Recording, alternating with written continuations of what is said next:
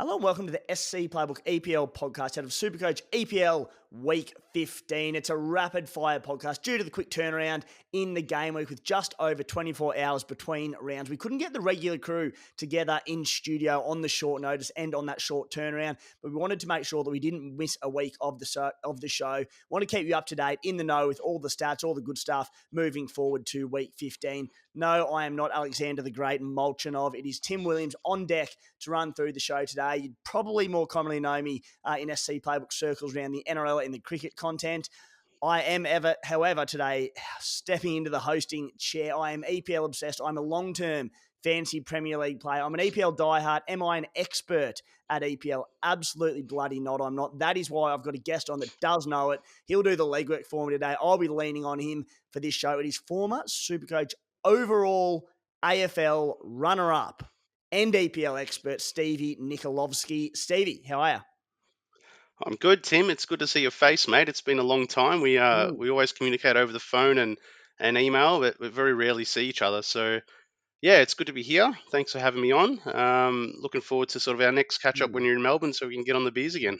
Oof, awaiting it, mate. We've it's the coming together of Supercoach world. So I'm obviously more prominent in NRL and cricket, my expertise space, I suppose we'd call it. I said you're an AFL fanatic. You're very good at the EPL, and Yeah. you've been pumping out weekly EPL articles on the SC Playbook website, which have been outstanding. So we've sort of come full circle here, and I'm loving being on the receiving end of it and having you on board, Nico. Let's get stuck straight into it. It won't be a long episode today, about 25, 30 minutes, I'd say, unless we do get a bit excited, because I'm going all right, and I've got a lot of questions for Nico on today's show. You're not the only one. So that's good. Yes. Well, someone has to. And it's a very fascinating one, Nico. I'm going pretty well in the NBA Supercoach as well. Hopefully after this round, I'll be top 1,000 in that. And I know nothing about NBA, but it's a case of what I'm finding with the expansion to all these new sports and having a crack at new ones. The SC Spy in particular knows nothing about NFL. He's coming about 40th or something stupid, and it shows the importance of just the Supercoach knowledge and being able to manage squad value, Yep. break evens, most traded in and out, which I found really fascinating in recent weeks. So, mate, talk to us. How's your side tracking? Yeah, EPL is going quite well. So I've had another bump in the ranks. So I wrote in my article last week that it was time for a big one, and it's come, which is good. So 166 Is for that all? me. Just the 166 this week, ranked in the top 1%. So yeah, that's taken me to a season rank of 449. So really happy with that. So things have been trajectory, has been going in the right direction for a little while now. I've used up a few trades, but I'm looking to play it a little bit cooler now, and just I think the team's set up pretty nicely just to sort of chill for a little bit, and hopefully not get affected too much with the carnage that's been kind of happening around me at the moment. So I've pretty much set my side up with 90-minute guys that the Yep. captains, that kind of thing. So I'm kind of hoping that this period will sort of see me you know float around sort of the top echelon of Mm. coaches. How many trades do you have left, mate? Before I've this got week? 20 trades left. Yeah, so 20 before this week, Ooh. with only 2 boosts. So I have been going pretty hard. But yeah, to be honest, I'm a little bit worried. But Mm. I also thought the trades we have would be kind of not enough. But I'm kind of leaning towards having a full team and making luxury trades. It might be enough, Yep. anyway. So yeah, that's why I'm kind of planning on playing a little bit smarter as of now. Yep. I've been playing a bit more conservatively, as I tend to do, and I thought it was a bit the same as you, Nico. Early on, as soon as you saw the amount of trades to start the season and the length of the EPL season, and the weeks where we see different fixtures and teams double up and fall out, and how quickly it changes, especially the better sides and the better players, I went, gonna need to be conservative here. So I scored 177 on the weekend, and I swear that I had Ooh. locked in this podcast prior to getting that score. I'm not just on here because I scored 177 last week. My week It's rank was just a 100. coincidence we're both on. Yeah. It's absolutely a coincidence we're both on. We will be back to regular programming next week with Maestro, Matty Ehrman, and the boys who have been doing a fantastic job on the show. But, mate, yeah, 114th for the week. I was set. I dead set nearly could have won the week. And then late on in the end of the week, I had blokes like a lot do, but Mo Salah, who I was like Salah. I had Joel Pedro, who have gone, if one of these couple can put on something, I think I had Van Dijk there as well, who I was hoping to get a cleanie. Didn't happen. I'd win the week, but wasn't to be. But I'm certainly not complaining. So I'm into 1,000th overall, mate. I jumped up 1,000 spots this week. I've got 30 trades in the bank. So hearing you say 20, that gets me a little bit excited moving forward. But, mate, enough out of me not enough out of me, enough about my Supercoach credentials and where we're going and how little they are. Guys, the SC Playbook Unlimited League is being led right now by, great name, You're a Wizard Bruno, Yoro. He's leading the way. He's in 4th overall in Supercoach EPL, so absolutely flying. Munster Mash, coached by Robert. He's in 6th overall. Believe Rob is the well-known personality, Rob, Munster Mash in various formats, all-round Supercoach weapon. So unless someone stole his name, he's absolutely flying. Keep it up, Rob. You're killing it, mate, in 6th overall. And Guna Score, coached by Ty, anyway, 7th overall. So the boys doing well in that one. There's $1,000 in cold hard cash up for grabs to the winner of that league at the end of season. And guys, we have expanded at SC Playbook in recent months. We've created standalone EPL channels separate from the other ones that we use, which house the NRL content more prominently in recent years. So we're EPL exclusive on YouTube, on Apple, Spotify, Facebook, Instagram, Twitter, TikTok, all of these places, along with our new content, NFL, cricket, which has been going for a while, NBA. If you're into any of these, and of course, if you're listening along into your EPL, do us a favor and go and subscribe to YouTube and follow along to these different channels and support us in that way. And we also have the SC Playbook subscription package available for less than $2 per week. That's a third of the price of your daily cup of coffee. That'll get you tons of extra premium articles on site each and every round, our major unlimited league prize money access to our WhatsApp community with late mail groups. We've got contributor-only groups on there where we drop our trade and skipper plans and team advice each and every week, along with being able to chat with the SC Playbook community on there as well. So if you want to subscribe and support the website and get access to all those different sports, including NRL next year and AFL, to subscribe, head to scplaybook.com.au and click subscribe in the menu. Nico, let's get stuck into the good stuff. And we're going to start with break-evens for the weekend. Number one negative break-even is Phil Foden at -20. I thankfully brought him in this week. He's up to a tick over $12 million, showing no signs of slowing down. If you're a non-Foden owner, do you just bite the bullet and stomach the 2.8 mil price rise you missed and just jump on? In the form that he's in, mate, I think you probably have to. Yeah. I was fortunate enough as well to jump on last week. I just very impressed with the game. Two gone. With Pep wanting to, spread the love, was speaking about that in press conferences and that kind of thing. Too much reliance on Haaland. It kind of looked like things were going to be pointing to Foden kind of exploding, and the boys spoke about that on the podcast as well. Just gone. So yeah, he's in super form. He's started pretty much every game, I think. So the risk of rotation, which we kind of thought would be there at the start of the year, isn't really there. Him and Haaland seem to be Pep's main guys up front, and they're sort of rotating around them. So I think you grab him 28, 2 weeks in a row, -20 break even. He's going to go up another 3 million again. Yeah. He's going to be 15 million next week if you don't get him now. And they got Sunderland at home, which I know, unfortunately, you see the top I've got on. Sunderland are actually good, which is annoying. And they've just shown as well with another good performance on the weekend with a draw away from home. So they're not going to be a pushover, but I mean, Man City at home, they're a different beast, and on any given day, as we saw, they could just put 5 past teams quite comfortably. Yeah, absolutely, mate. I think you're playing with fire if you don't get Foden in, so just bite the bullet and get him in. Mate, I'm a Liverpool supporter, so I'm feeling the pain as well, especially with the draw to Sunderland, which we were very lucky with on the weekend. Obviously, Florian Wirtz looked like he got off the mark with a goal there and then ended up being a deflection. It wasn't even on target, so he didn't even get credited with it in the end. It's hitting the corner flag, yeah. Yeah, it was hitting the corner flag. So I actually got to, quite recently, what feels like Liverpool's last win. I've gone for Liverpool since I was about 4 or 5 years old, and I got to Liverpool and Aston Villa at Anfield, so a bucket list item for myself. And yeah, we actually won 2-0 and broke a 4 or 5 game losing streak. I got to a Levante game in the La Liga in Valencia too, and went and watched Matty Ryan, which was an absolute cracker. Unfortunately, the boys got dusted 3-0, so tough night, but great atmosphere nonetheless. Mate, there will be some gaps in my knowledge, and this is where you get paid the big bucks to come on this podcast, as we all know. Ben White, -17 break even. He's just played the 2 games this season for scores of 14 and 24. Arsenal defender. This is where I'm going to need your hand, mate.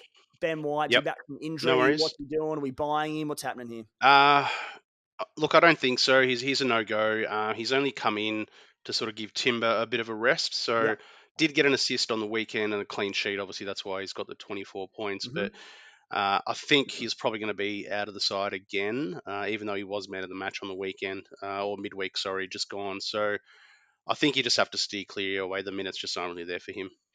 Yeah, very good.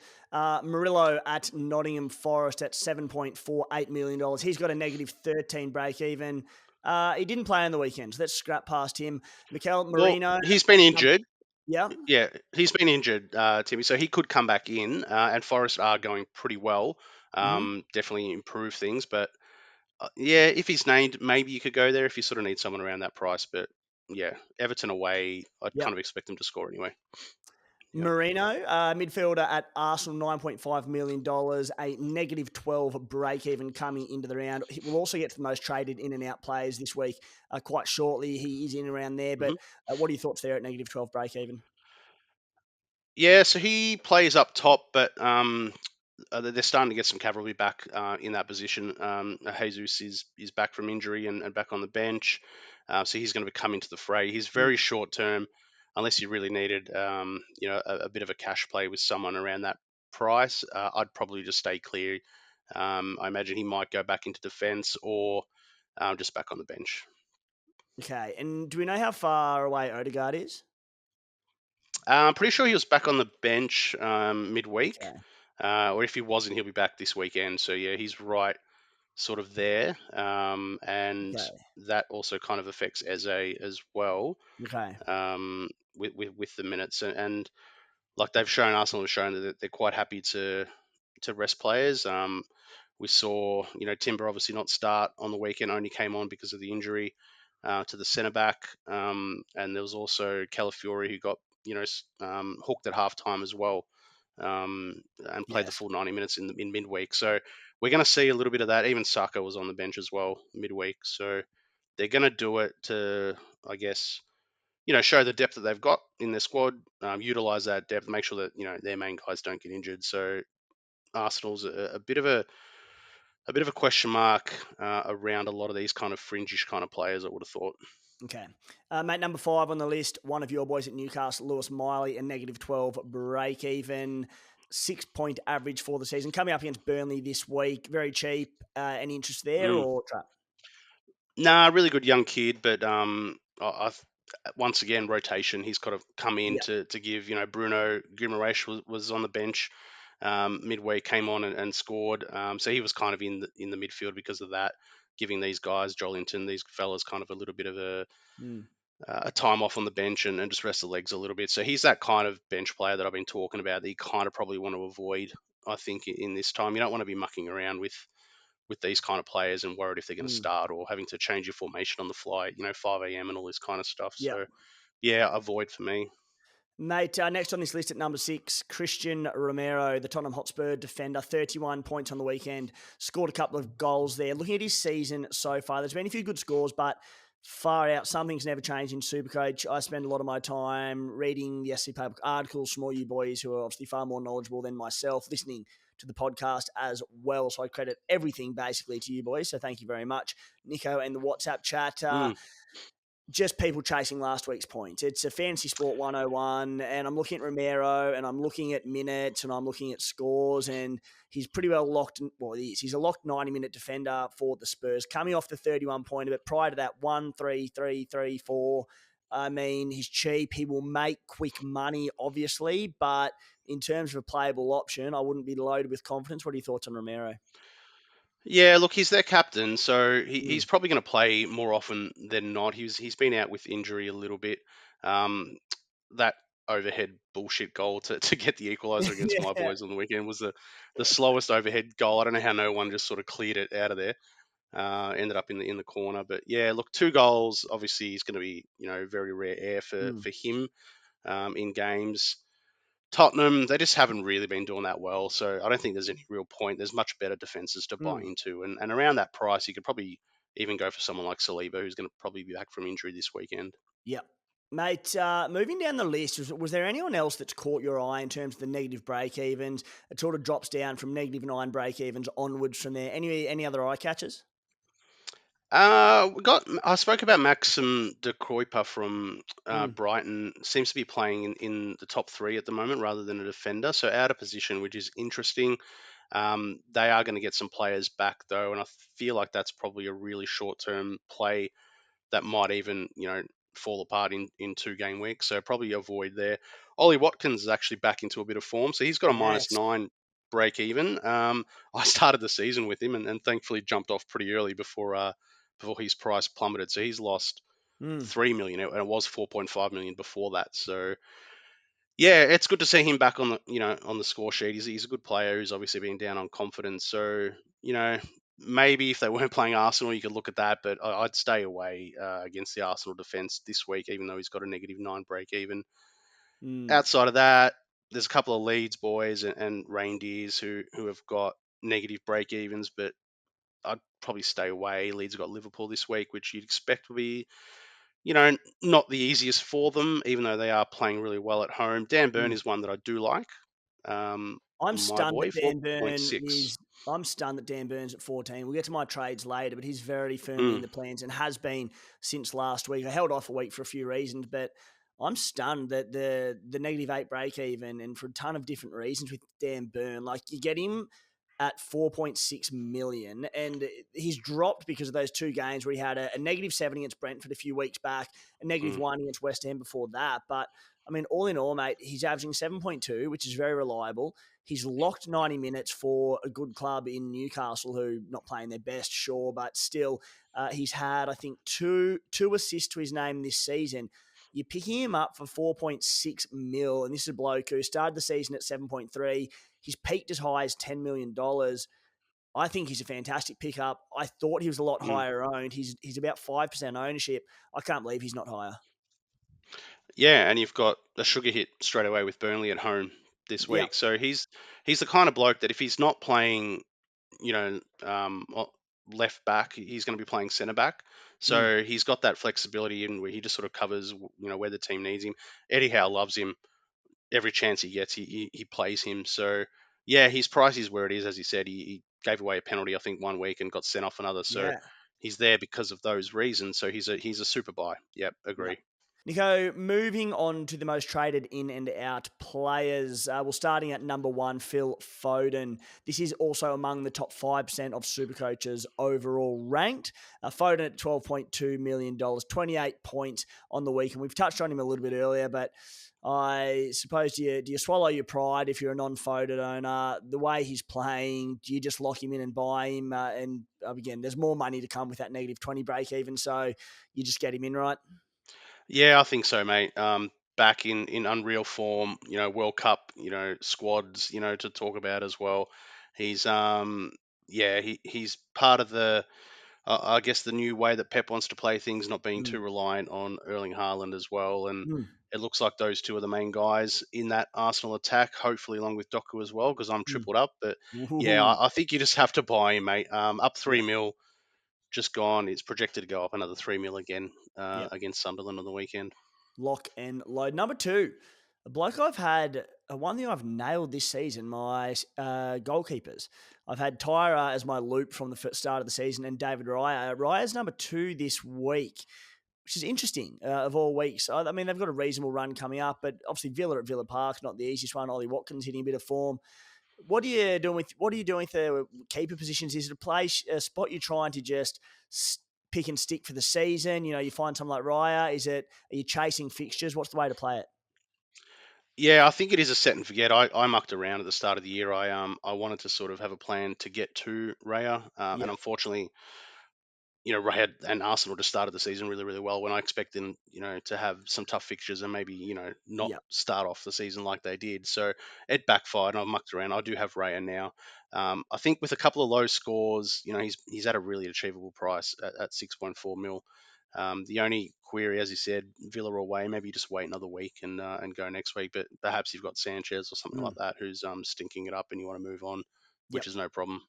Mate, number three, Daniel Munoz, $13.48 million. A very happy owner here. A lot of people obviously jumped on a few weeks ago in that red hot vein of form. He scored past five scores 24, 3, 23, 10, and 12. Obviously, a very attacking defender for Palace, who have the second best defensive record in the competition behind Arsenal. They've been exceptional. Third place is Villa, and they're about 3 or 4 clear of them as well. So he has 2 goals in his past 3 weeks, 3 goals for the season, 2 assists for the season. Mate, he just ticks every box. I think you just pay up for him. What do you reckon? Yeah, I think so too, mate. He's a winger, basically, picked as a Mm. defender in this game. So the amount of times he bombs forward, he's got free reign from the manager to do that. Gets in really good spots. He's fast. He runs up that wing. He gets in behind. He's good crosser. So yeah, he's got a lot of avenue to points. So I think he's worth the money.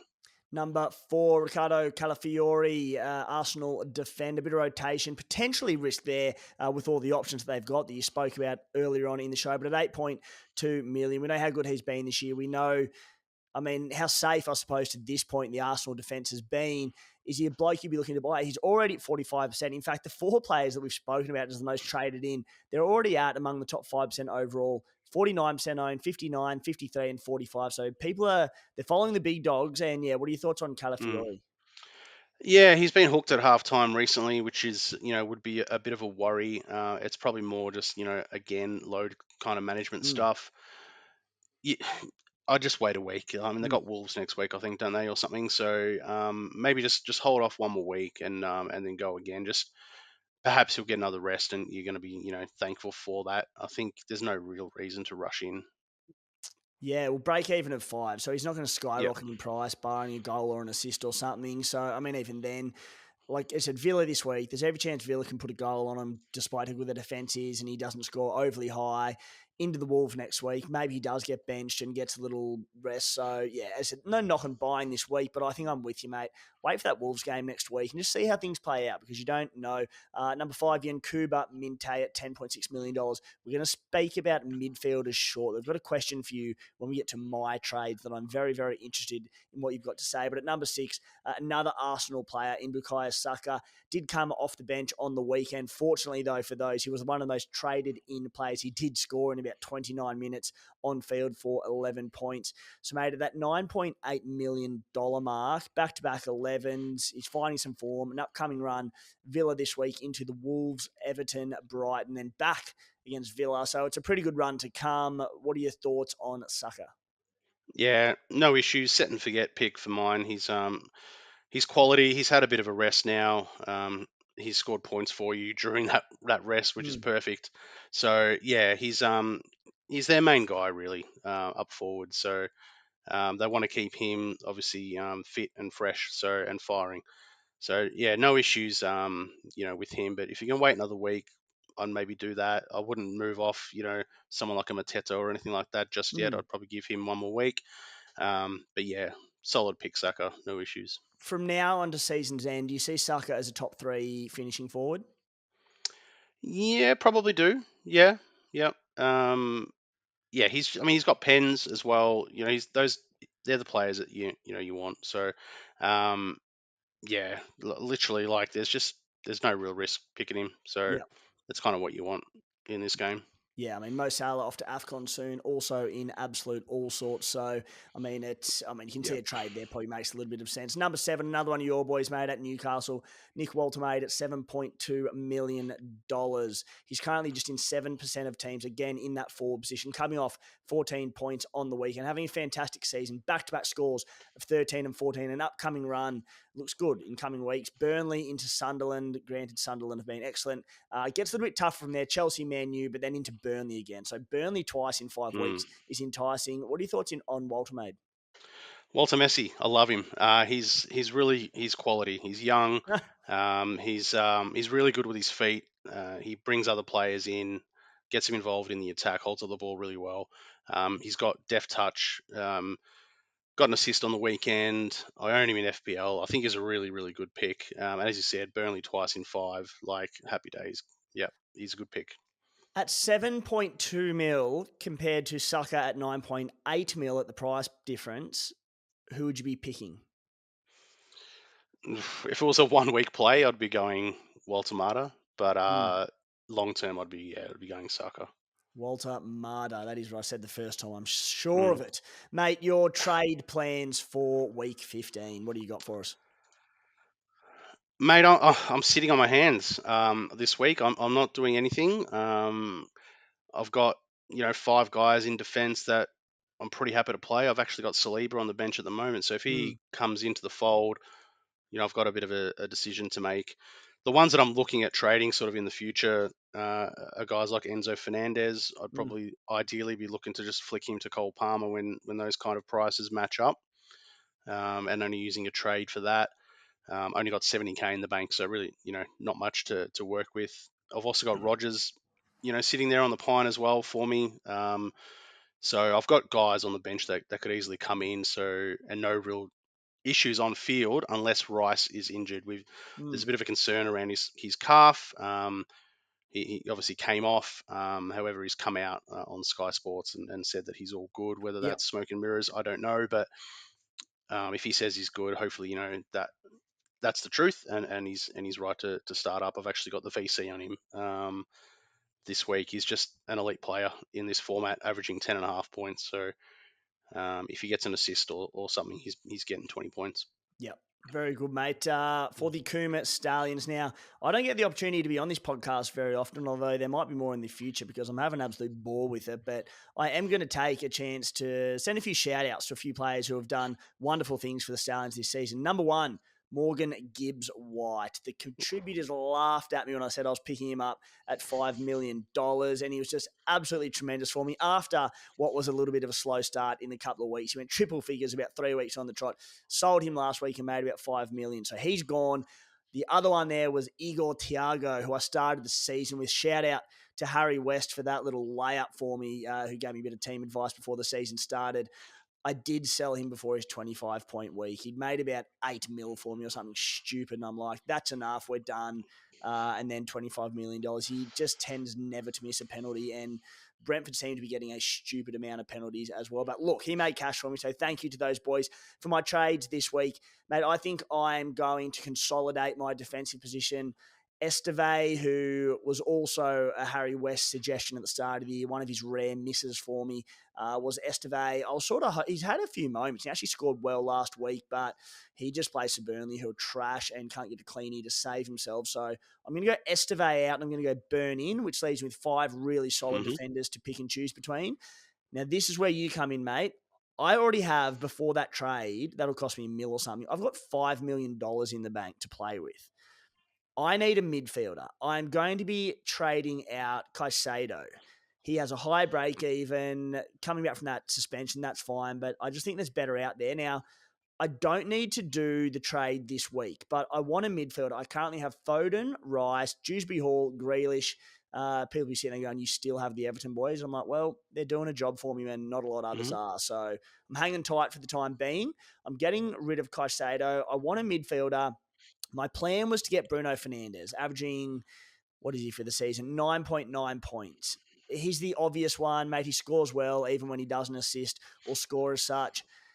But he's owned by like 75% or even more of coaches. And I'm like, Man U are okay, but they're not setting the world alight. Every time I've ever invested in a Man U player in FPL, it ends in disappointment. I don't really like Manchester United. Bruno's the logical choice, but if you can, lead me into anyone else, mate, I'll take it. I go through options like Minteh, who's next on the list of highest averaging, who is somewhat enticing. There's Eze, who has that enormously high break even this week. Fernandez, all these blokes. No one really screams pick me. I'm throwing to you, mate. Is there anyone else that I can pick, or do I just follow the crowd and go with Bruno Fernandez? You could pick Minteh. Yeah, He's an ex-Newcastle boy. He's got West Ham this week, so and that's at home as well. So that yeah. that is pretty tasty. He's a guy who loves just to score double figures in this format. One, two, three, four, five, Mm. six double figure scores. It might be even 7 if my counting's off here. Minutes a I reckon, lock. yeah, it's half of the games he's got over 10 points in. Yeah. He's he's just involved all the time. He picks up even sort of defensive kind of points as well because he works back. Like him, the only problem, he's got Liverpool at Anfield and he's got Arsenal at the Emirates. But are you going to play him every week? Because he's got West Ham twice in I 5 don't need weeks. to, mate. With my midfield in different formations, like I said, the squad top to bottom's looking pretty strong. So Mm. I mean, Liverpool at Anfield, that's not overly scary at the moment, is it? But I mean, Arsenal at the Emirates, you want to sit him that week, I'd imagine. But again, around that, Sunderland, who, Oh, to be fair, are pretty good. But there's West Ham twice in 5 weeks West into Ham Burnley. twice and Burnley. Yep. Yeah. Yep. He's a really good pick. Yeah. No issues going there, mate. Like Fernandez, yeah, he's still playing deep. Obviously, the boys have Mm. spoken about that on the podcast. He did push up this morning Yeah. into the 10. I think when Cunha got subbed off and was actually involved, like had, I think, 6 shots on goal, hit the post as well. So Wolves this week as well, who are obviously a basket case. But yeah, I'd kind of maybe, yeah, I mean, he's got Wolves twice in 5 weeks. Yeah. So I mean, both these guys are really, really good picks. And the other thing is they've got games at Old Trafford 3 out of the next 5 as well. Yep. Leeds and Burnley. So yeah, look, Bruno's a great pick. It might be, I guess, maybe just pick one of the guys and then maybe move a Grealish or Dewsbury Hall to the other, in the Yeah, coming well, I weeks. wouldn't mind just completely potting Bruno and going Grealish or Dewsbury Hall to Cole Palmer when he bottoms out, if we Oh, can yep, trust his yep. fitness. But like, we're going to get him so Mm, cheap, so I might have a bit of fun with Cole. mm, Yeah. All right, yep. mate. Skippers for the week among the top 5% ranked coaches overall. Number 1. Let me find this here. I'm currently stuck on midfielders in the filter, so we'll I'll get rid guess of that. Haaland. You've guessed well. Shock. 58% are on Erling Haaland. Bruno, there you go, is at 6% this week against the Wolves. Caicedo is at 3%. That's again, this is obviously, we're recording not that long after Mm. lockout, so this will update over the next 24 hours, but we wanted to get the podcast out as quick as we could. So, mate, my question for you here, Phil Foden, does he start to come into captaincy debates over Erling Haaland, or do you just stick with Haaland? I think because Haaland's got the penalties, you probably just stick with him. Yeah. I think that sways it. The form of Foden is better at the Mm. moment. I mean, but yeah, I think you just have to go the robot. You saw his 100th goal. Like he just gets a chance. He just blasts it through the keeper. Yeah. Like the keeper's just got no hope. He's got lead in his boot or something. So you just gotta stick with him. I mean, if you went Foden and Foden blanked and Haaland had a hat trick, you'd be absolutely kicking yourself. So, Yeah. but if it happened the other way around, I think you'd kind of be like okay with it, maybe. But yeah, I think just go with Haaland. Sometimes you just need to sort of play it safe and go with the peloton and these kind of Mm. things. Yeah. So, I mean, I don't know about are you a Tyra owner? Is he your loop? Yeah, Yeah, which I've means got Tyra playing. and I've got Yeah. Rodri. Yeah, Okay. So you got a few but they're options. both playing at the same time. Yeah. Yes, yeah. So, I mean, for a lot of us Mm, out there, a lot of Tyra owners in the goalkeeper slot in particular, we're going to need to go in that first game, which fortunately is mm. Villa and Arsenal. So plenty of Arsenal assets in there. So there's going to be a few options. Who are you VCing? Yeah, I've got Declan Rice Yeah. VC at the moment. I just lean to that over someone like David Raya or Saliba, who I own. So if you've got a Timber or a Calafiori, I wouldn't mind putting a VC on those guys. Yep. But for me and my team, Declan Rice, hoping that he's fit and all is well, Mm. can get me sort of minimum kind of 8 to 10 points, and then if he gets involved from a corner or gets on the score sheet himself, lock in a 20 plus, and I'll be happy to take that. Yeah, I'm with you, mate. And I think it'll be extremely popular this week. Declan Rice is my VC into a C on Erling Haaland. And Nico, that'll wrap us up for the quickfire, short notice, SC Playbook EPL podcast. You'll be back in the hands of the real team over there. I shouldn't say that. Nico's a gun. I've actually wanted to get Nico on this podcast for a fair while. Unfortunately, you're stationed down in Victoria, mate. We record in Sydney. So this is the best we could do. So, mate, it's been a pleasure having you on. And thanks for carrying me through the show. Good on you, Tim. Good to see you again, mate. Cheers, guys. Thanks for tuning in and have a great weekend.